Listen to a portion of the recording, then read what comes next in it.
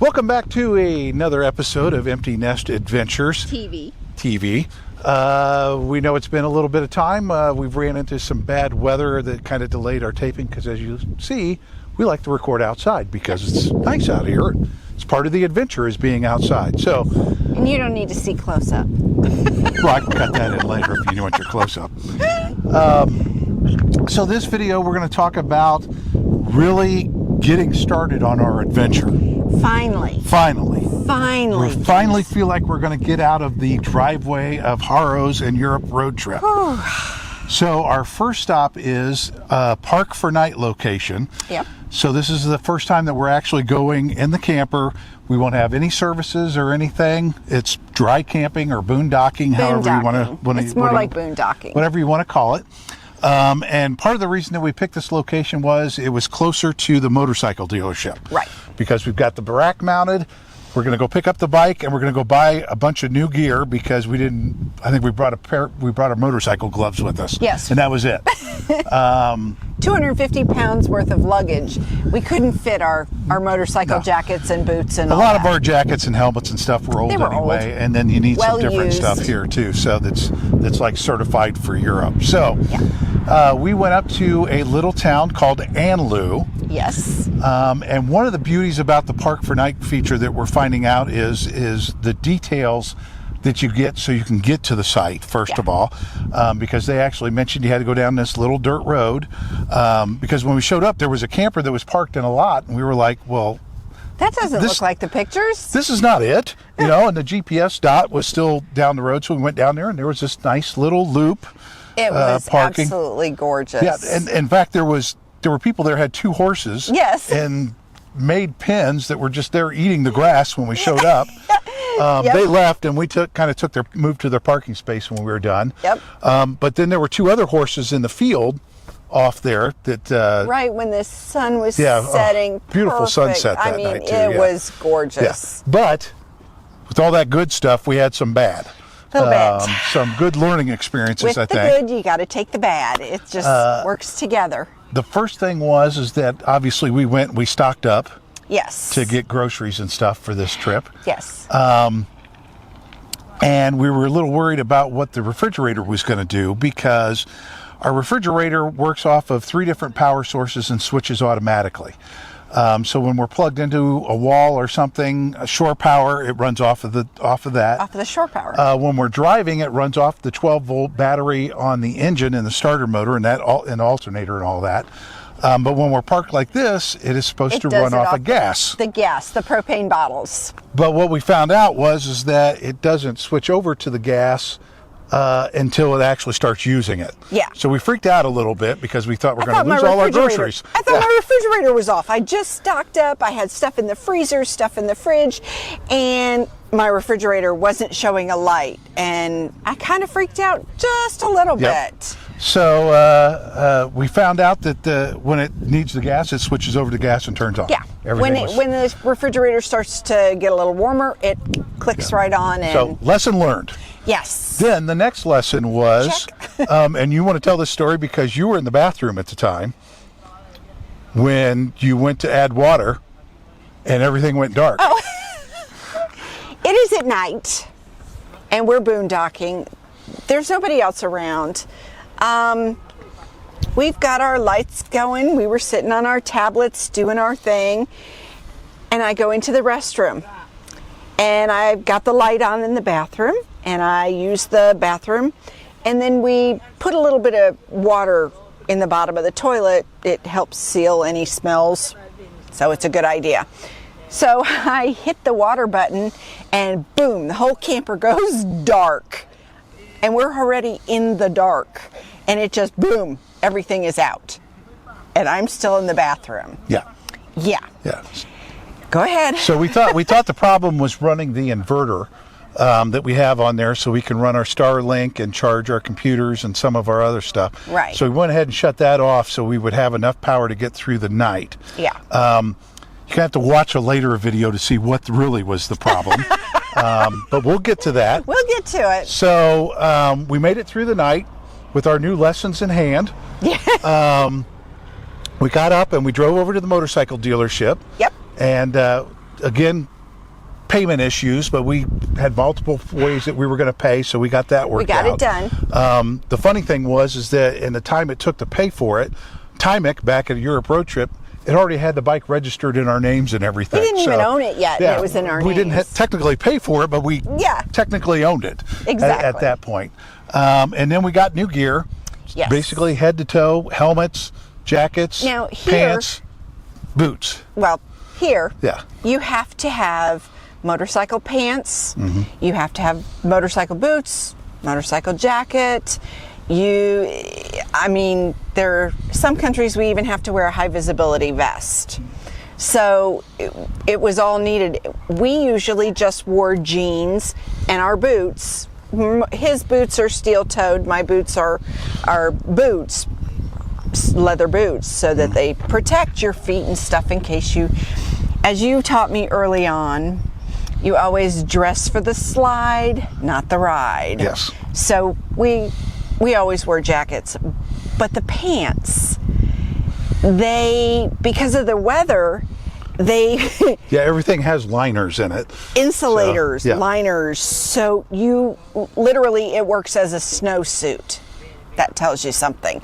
I mean, honestly, they said you can go skiing and just wear your motorcycle gear. We are covered for a wide range of temperature and riding and all kinds of stuff. All kinds of stuff. So we got all that done. We got the bike loaded on the rack. Yep. And we headed down to a town, I believe it's called Winterschwink. Frank at the rack place said I said it correctly. So if my Dutch isn't right, blame Frank. And we went down there, and one of the reasons we picked this campground was we kind of wanted to alternate dry camping, boondocking with a campground back and forth, so we would have electricity and some other services, especially after the night that we had before we got the motorcycle with the power going out and everything. Got a lot of flies around us. Yes, we have some flies. And the other reason I picked this is that I thought we were going to have this nice view of a lake out our back window. Had a beautiful view of this beautiful lake. Once again, the web and other stuff can be deceiving. Yes. When we got there, it was a very kind of tight, compact campground. There were a lot of places there that seemed like they were permanent there. Yeah. And then we got backed into the space, and there's this huge, thick hedge that you can't see the lake. You can't see the lake you have to walk all the way around, go through a gate, and go down a little path. And, So it wasn't the greatest campground we ever stayed in, but no, we didn't like it. The other reason we wanted to stay there was that we wanted to go to Obelink, which is this huge camping store that is in the Netherlands. Yes. So we got up the next morning and we went there. And one of the things I started discovering was the motorcycle, when I put it on there, was straight up and down, and it started leaning, the top started leaning back away from the motorhome.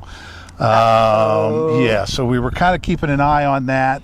We went ahead and we went into Oberlink, and we got some more stuff that we wanted to get, and we came back out.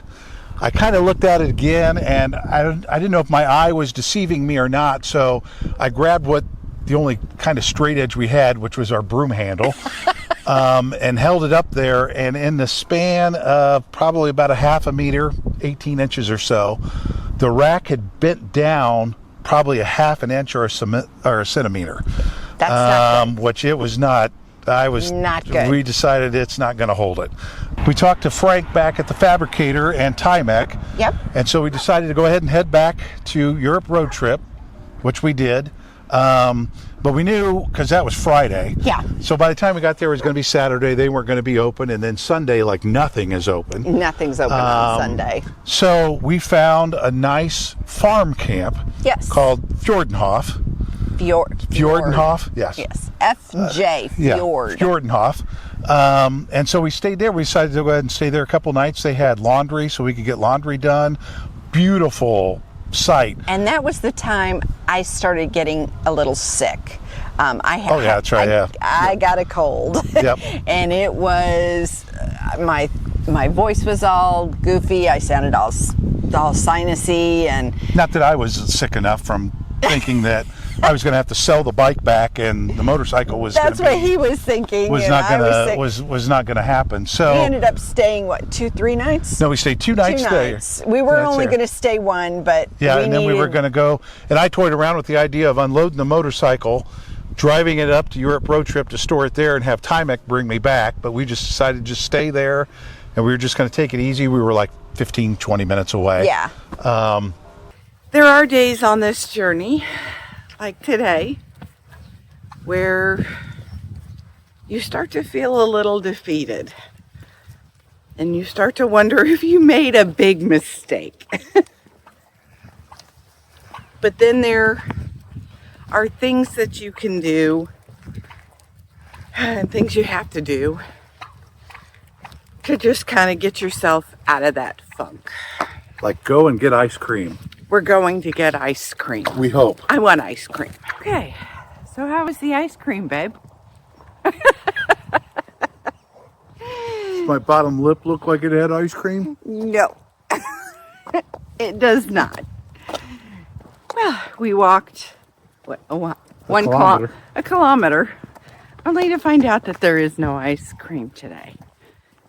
But in another note, the dog is pulling like crazy and driving us nuts. Anybody want a golden doodle in the Netherlands?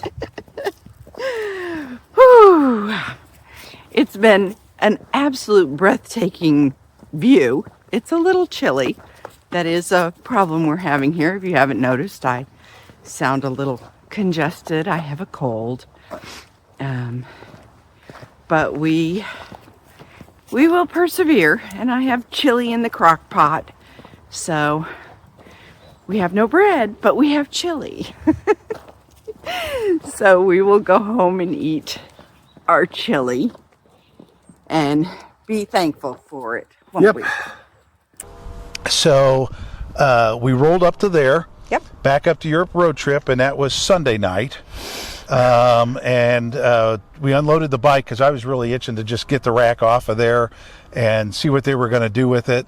He was very nervous. He was not going to get to keep the bike. Yeah. And, we were talking, okay, well, maybe we'll get some electric bikes, or maybe we'll just go without, or what are we going to do? We were trying to be flexible. We have to be flexible. And replan. Problems come up, you just got to fix them. You just got to Yep. do what you got to do. Yep. That's So- part of the adventure. So we got back, unloaded the bike. Yep. Monday morning we went and we dropped the rack off. And then I think, too, we noticed that our plumbing was not Yeah. draining as fast sink as and it should. The stuff sinks just and wasn't going down, and I know they're slower. The campers are slower than Yep. your home plumbing, But this was this was not good. And I told him we need to get it fixed before we Yep. get off and going. Yep. Because And we had another little fix thing too. So on Monday, Timek took care of the plumbing. He basically pulled all of the pipes out because I guess they're just I'm telling pressure ya. fit together. Europe road trip, they did right by. They did right by us because they fixed these little things that that would come up. Timek was awesome. Yes. Timek was fantastic. So he pulled all those pipes out, cleaned them all out, cleaned up the little drain things on the bottom, put it back together. We were draining good. And the other problem that we had was our electric step, getting that fixed. Oh my gosh. So he pulled that off. The connection on the electric step. Yeah, the actuator arm was loose. Yes, well, here's the thing. You put a little thing and the step comes out so you can step in and out of the camper. When we go down the road, if you leave the step open, a buzzer goes off. A really, really annoying buzzer. Well, the connection wasn't making it. So we'd put it in, we'd get a couple of bumps down the road, and it would start going off again. Yep. So I'd unbuckle my seatbelt and climb to the back and pull it out, push it back in, and it'd go Sometimes several times. Yeah. As we're driving down the road. And then it just got to where it just wasn't going to go in. The buzzer was just going to go off, and we rode probably an hour with that buzzer going off, and there's no way we could do this trip with that buzzer going. Yep. So we're sitting there Monday. Yep.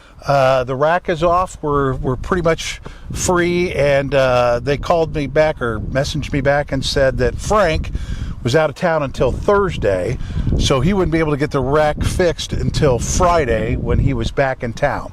Right. So we had another week that we would either be sitting at Europe road trip or we would do something. And so I was getting stir crazy. Yep. I couldn't just sit there. We decided, because I think Tymek actually mentioned it, but we had it on our list of places that we wanted to go see. We just didn't plan to spend a lot of time in the Netherlands because we wanted to head south. But we were trying to beat the snow. The fall is coming up, and in the Netherlands, before the Swiss Alps, it starts getting winter and it gets cold, and we were trying to head south to kind of beat the snow. Yeah. So we thought we were starting our big adventure in Europe.